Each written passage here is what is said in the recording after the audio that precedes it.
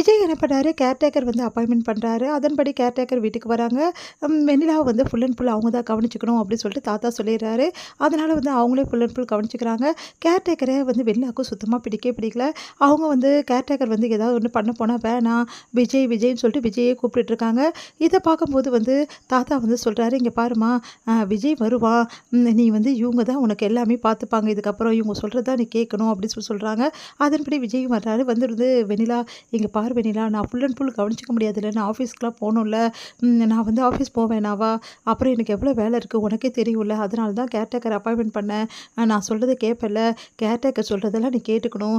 Caretaker வந்து உன்ன நல்லா பார்த்துப்பாங்க" அப்படின்னு சொல்லிட்டு சொல்றாரு. யாரும் வந்து சொன்னோனே கேட்காத வெண்ணிலா வந்து விஜய் சொன்னது சரி சரின்னு சொல்லிட்டு தலையாட்டுறாங்க. "நீ சொன்னா தானே அந்த பொண்ணு கேட்குது" அப்படின்னு சொல்லிட்டு தாத்தா சொல்றாரு. "ஆமா தாத்தா. ஆனா ஒண்ணு தாத்தா, கேர்டேக்கர் நல்லா பார்த்துக்கணும்ல." கேர்டேக்கருக்கு 1000 வந்து கண்டிஷன் வந்து விஜய் வந்து போடுறாரு.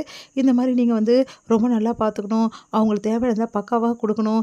அவங்களுக்கு இந்த டேப்லெட்லாம் சரியா குடுக்கணும். அவங்களுக்கு ஏதாவது ஒண்ணுனா உடனே ஓடி வரணும். பக்கத்திலே இருக்கணும் அப்படின்னு சொல்லிட்டு நெறைய விஷயங்கள் சொல்றாரு. அத கேட்டு கேர்டேக்கர் வந்து சொல்றாங்க, உண்மையிலேயே வந்து ரொம்ப பாசம் வச்சிருக்காரு இவங்க மேல அப்படின்னு சொல்லிட்டு கேர்டேக்கர் வந்து சொல்லிட்டு இருக்காங்க. மேடம், ரொம்ப வந்து இவங்கள பிடிக்குமா அவருக்கு அப்படின்னு சொல்லிட்டு காவேரி கிட்டயே கேட்குறாங்க.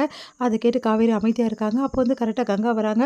கங்கா வந்து, "என்னடி இவங்க என்ன நடந்துட்டு இருக்குது இங்க?" அப்படின்னோனே, "இல்ல, வெள்ளாவ பார்த்துக்கிறதுக்காக கேர்டேக்கர் வச்சிருக்காரு" அப்படின்னோனே, "ஓ அப்படியா? இதுவும் நல்லது தாண்டி. ஃபுல் அண்ட் ஃபுல் உன் வீட்டுக்காரர் வெண்ணிலா கூடவே இருக்காருன்னு சொல்லிட்டு உனக்கு மனசு கஷ்டமா இருக்குல்ல. இப்போ முக்காவாசி நேரம் உன் கூட இருக்க சான்சஸ் இருக்குல்ல. வெண்ணிலாவ அப்பதானே கவனிச்சுக்க முடியும்" அப்படின்னோனே, எல்லாம் கரெக்ட்டு தான்.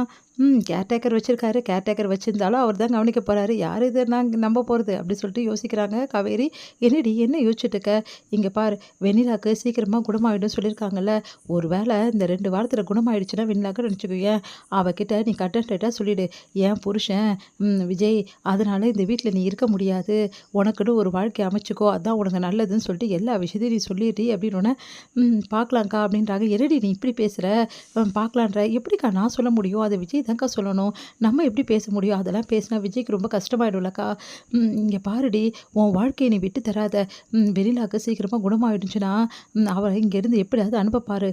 புரியுதா? நீ ஃபர்ஸ்ட்டு மாதிரி விட்டு குடுத்துட்டே இருந்தீன்னா, உன் வாழ்க்கை உன் கையில இருக்காது. விஜய் உனக்கு வேணுமா? வேணாமா? என்னக்கா நீ இப்படி பேசுற? விஜய் எனக்கு வேணாவாக்கா? வேணும்ல. அப்போ சொல்றபடி நடந்துக்கோ. வெண்ணிலாக்கு குணமாயிட்டே வருதுன்னு சொல்றாங்க. அதன்படி அந்த பொண்ணுகிட்ட இப்பவே அந்த பொண்ணு எதிர விஜய் கூட நீ வந்து விஜய் தான் ஓட பொண்டாட்டி நீ தான்னு சொல்லிட்டு பக்காவா நடந்துக்கணும். அப்பதான் எல்லாம் சரி வரும். சரியா? அப்படின்னு சொல்லிட்டு சொன்னோனே, சரிக்கா அப்படி சொல்லிட்டு தலையாட்டுறாங்க காவேரி. எங்கக்கா அதெல்லாம் நடக்க போகுது? அந்த பொண்ணுக்கு சரியானோனே விஜய் என்னை வீட்டை விட்டு அனுப்ப போறாரு. ஏன்னா வந்து அக்ரிமெண்ட் முடிய போகுதுக்கா. அக்ரிமெண்ட் முடிஞ்சோடனே விஜய் என்னை எப்படி வச்சுப்பாரு? ஏற்கனவே வந்து ஆஃபீஸ்லேருந்து என்னை வந்து வீட்ல இருக்க சொல்லிட்டாரு. அது மட்டும் கிடையாது, கொஞ்சம் கொஞ்சமா என்னோட எல்லா விஷயத்தையுமே வந்து கண்ட்ரோல் பண்ணிட்டு வராரு. அவர் விஷயத்துல கரெக்ட்டா தான்க்கா இருக்காரு. நான் தான்க்கா இப்படி இருக்கேன். இதெல்லாம் உங்ககிட்ட எப்படி சொல்ல போறேன்? இந்த அக்ரிமெண்ட் பத்தி எப்படி வீட்ல நான் பேச போறேன்? எனக்கு ஒண்ணுமே புரியல அப்படின்னு சொல்லிட்டு காவேரி யோசிக்கிறாங்க. கேர்டேக்கர் வந்து விஜய் கிட்ட டேப்லெட்லாம் வந்து அவங்க சாப்பிட மாட்டேங்கிறாங்க சார், நான் குடுத்தா அப்படின்றாரு. சரி ஓகே, நான் குடுக்குறேன்னு சொல்லிட்டு விஜய் வந்து அவர் போய் குடுக்குறாரு.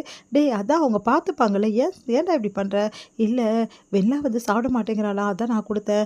முதல்ல ஆரம்பத்துல அப்படிதான்டா இருக்கும். அவங்க பழகிட்டாங்கன்னா சரியாயிடும். நீயே போய் எப்ப பார்த்தாலும் குடுத்துட்டு இருக்க முடியுமா? அதுக்கா கேர்டேக்கர் வச்சோம்" அப்படின்றாங்க. இத பார்த்த காவேரி வந்து அப்படியே பார்த்துட்டு போறாங்க. உடனே வந்து, "பார்றா, காவேரி கூட அப்படியே பார்த்துட்டு போறா. நீ பண்ற வேலை கொஞ்சம் நெஞ்சம் இருக்கா? கேர்டேக்கர் வச்சும் நீ போய் போய் ஓடி போய் பார்த்துக்கினா, அப்புறம் ஏன்டா நீ வச்ச?" அப்படின்றாங்க. அத கேட்டுட்டு வந்து விஜய் வந்து, "சாரி தாத்தா" அப்படின்றாரு. "பாரு விஜய், இன்னும் 2 வாரம் தான் டைம் இருக்கு. அதுக்குள்ளேயும் இந்த பொண்ண சீக்கிரமா குணப்படுத்த பாரு. அப்படி இல்லையா, நான் சொன்ன மாரி செய்யணும். புரியுதா?" அப்படி சொல்லிட்டு போறாரு. ஐயோ! தாத்தா இப்படி ஞாபகப்படுத்திட்டே இருக்காரே. வெண்ணிலாக்கு பழைய நினைவுகள எடுத்துட்டு வரணும். என்ன பண்ணலாம்? அப்படின்னு சொல்லிட்டு விஜய் வந்து ஒரு முடிவு பண்றாரு. பழையபடி வெண்ணிலாக்கு எடுத்துட்டு வரணும்னா, பழையபடி நானு விஜயா மாறணும். அப்பதான் சரியா இருக்கும் அப்படின்னு சொல்லிட்டு விஜய் முடிவு பண்ணி என்ன பண்றாரு, ஷேவ் பண்ணி, ட்ரிம் பண்ணி அப்படியே வந்து பழையபடி வந்து மாறுறாரு விஜயா. அப்போ வந்து வெண்ணிலாக்கு வந்து வந்து நிற்கிறாரு வெண்ணிலா முன்னாடி. அப்படியே வெண்ணிலா அசந்து போறாங்க. "விஜய்" அப்படி சொல்லிட்டு, "நீங்களா?" அப்படி சொல்றாங்க. "விஜய்" அப்படி சொல்லிட்டு அப்படியே ஓடி வந்து கைய பிடிக்கிறாங்க. இதெல்லாம் பார்த்த காவேரி வந்து, கண்டிப்பா தெரிஞ்சு போச்சு. கூடிய சீக்கிரம் நான் தான் இந்த வீட்ட விட்டு போறேன் அப்படின்னு சொல்லிட்டு முடிவு பண்றாங்க காவேரி. இதோட முடியுது.